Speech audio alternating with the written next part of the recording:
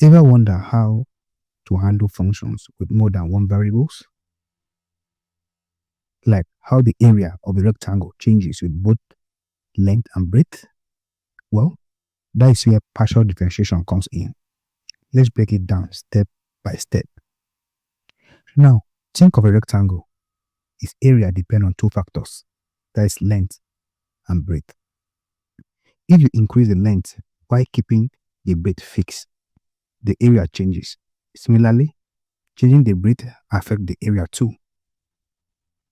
So, how do we measure the rate of change of the area with respect to just one variable while keeping the other constant?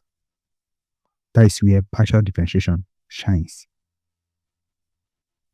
In mathematics, we represent a situation like this with z equals to f of x and y, where z is a function of two variables, x and y.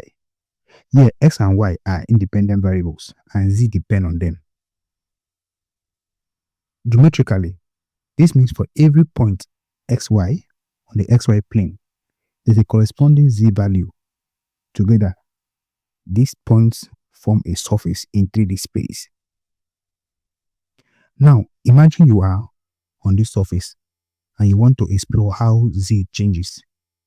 If you move in the direction of x, keeping y fixed, you calculate the partial derivative with respect to x. Similarly, if you move in the direction of y, keeping x constant, you calculate the partial derivative with respect to y. This partial derivative gives us the rate of change of z in specific directions. Partial differentiation isn't just a mathematics trick. It's everywhere. Ethnologists use it to study temperature, as temperature changes over different regions. Economists analyze how profit depends on price and demand. Engineers model surfaces like terrains or car bodies. Ready to master partial differentiation and unlock the secret of multivariable functions? Join us in this channel.